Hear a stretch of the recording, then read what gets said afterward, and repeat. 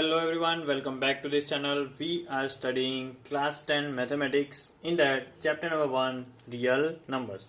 This is the fourth video of this chapter series, and till now we have almost finished half of the chapter.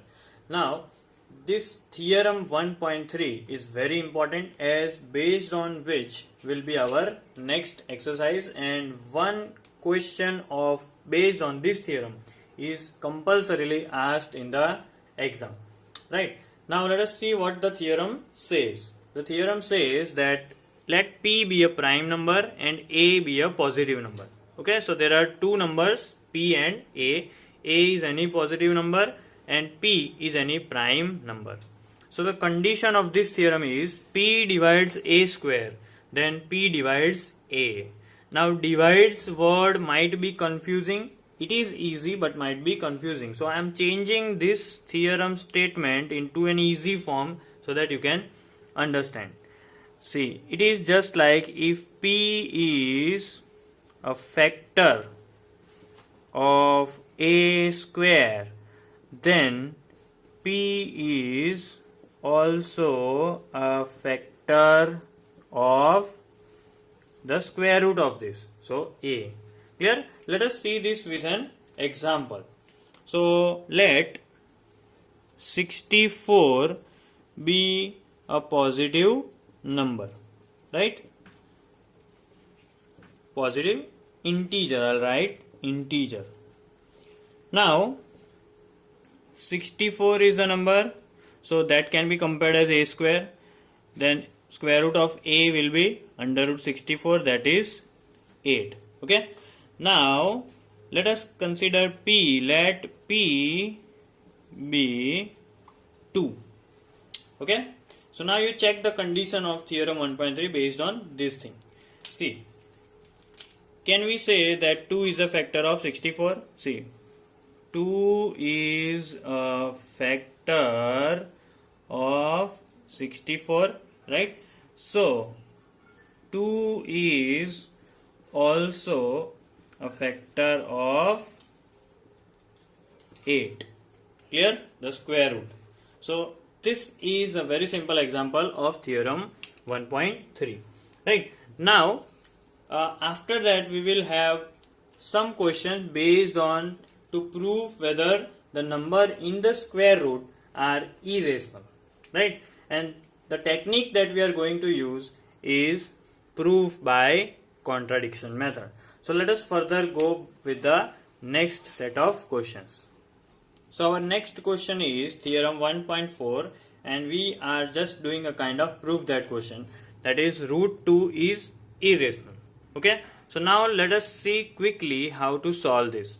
So first of all, what we will do, we will assume that let P and Q be co-prime numbers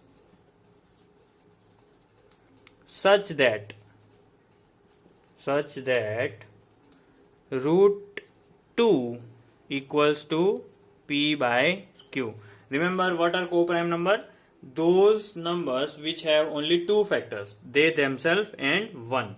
Okay, no other factors will be common for P and Q, right? Now the next step is squaring on both sides. Now if you do square on both the sides, what will happen? This root 2 whole square, and over here P by Q whole square. So it will become 2 equals to P square upon Q square, right? And if we find only for P square, it will be like P square equals to 2Q square, right? Now see this very carefully, right? We have to apply theorem 1.3 over here.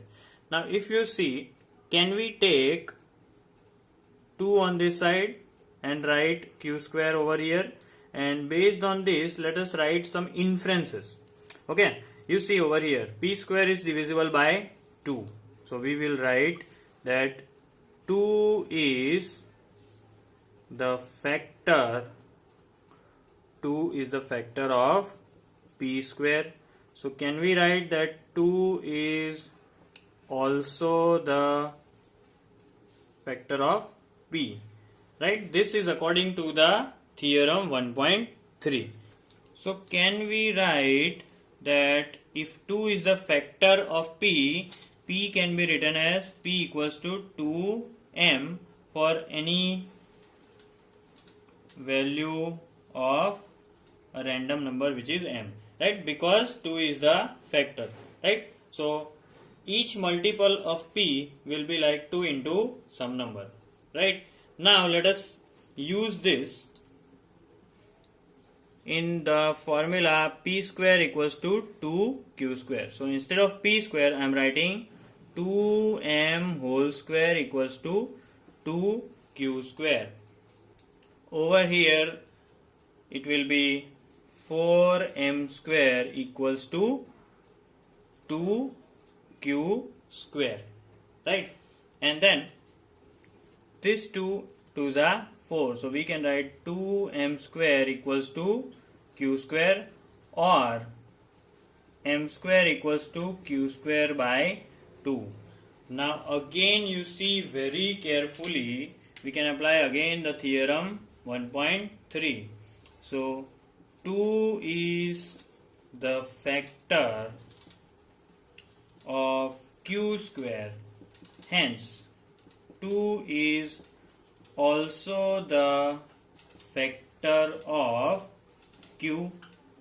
Alright, now what we have done is a very smart work, that we have proved that thus 2 is a factor of p as well as q. Now that means thus p and q are not co-prime numbers. P and q are not co-prime numbers. Thus assumption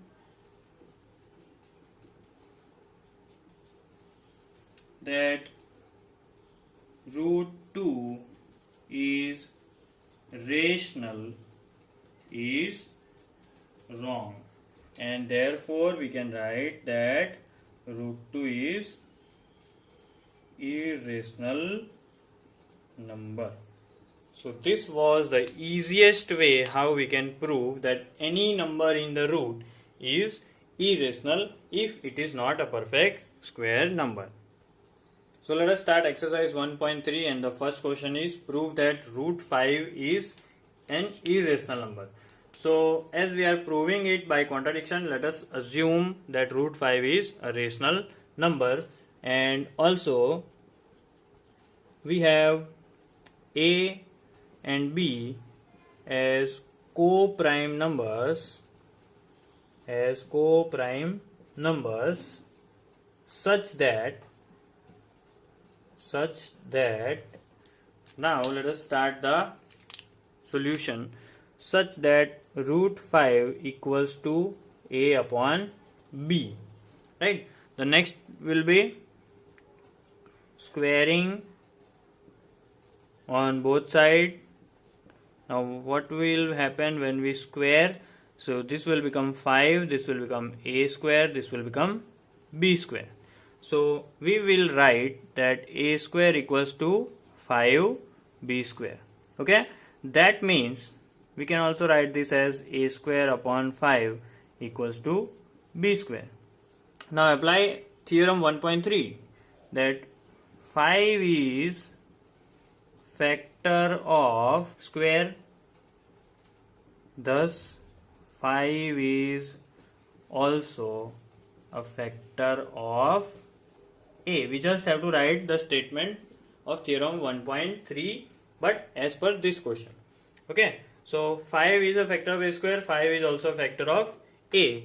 That means a can be written as 5 into m for any values of m. right? M, let it be a positive integer. Now let us replace this in the previous formula. Now a square equals to 5b square. Now replacing a as 5m, over here we have 5m whole square equals to 5b square. This will be 25m square equals to 5b square. So we can cancel 5 5s are 25. So 5m square equals to b square, or b square upon 5 equals to m square. That means again we can write that 5 is a factor of b square. So according to theorem 1.3, 5 is a factor of b, right? So by this we prove that 5 is the factor of a and b. That means a and b are not co-primes. Thus the assumption is wrong. Okay? And thus root 5 is an irrational number.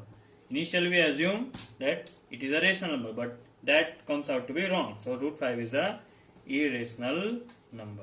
So this is the simplest shortcut way to prove any number in root as irrational number. The next question is prove that 3 plus 2 root 5 is an irrational. Let m equals to 3 plus 2 root 5 is a rational number, as we are proving with by contradiction. So we will assume that initially it is a rational number. So can we write m minus 3, let us take this 3 over here, equals to 2 root 5, and can we take 2 over here downside, so it will be m minus 3 upon 2 is equal to root 5.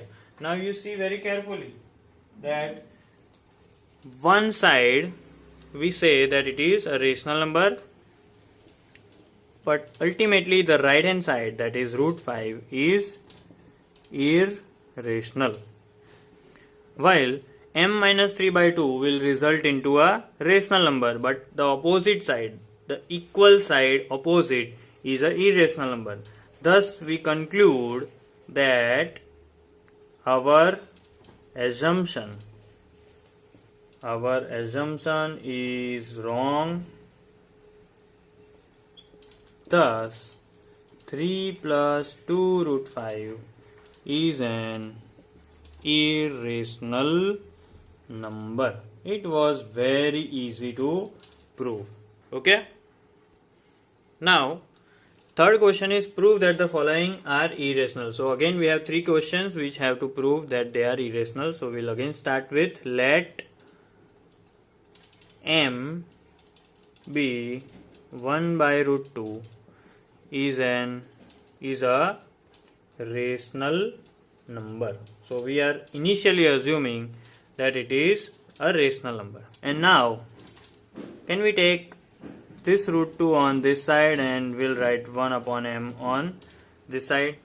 1 upon m over here, 1 upon m will be always a rational number, but this root 2 is always irrational number.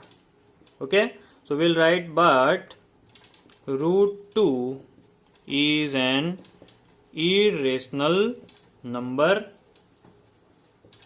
hence our assumption is wrong. So 1 by root 2 is an irrational number. Okay. The next question is 7 root 5. We have to prove that this is an irrational number. So again let m equals to 7 root 5 be a rational number. Okay, so can we write that m by 7 equals to root 5. Okay, and this needs to be a rational number. This is kind of rational number, but this again is an irrational number, as we have already proved. So we can write that, but root 5 is an irrational number. So our assumption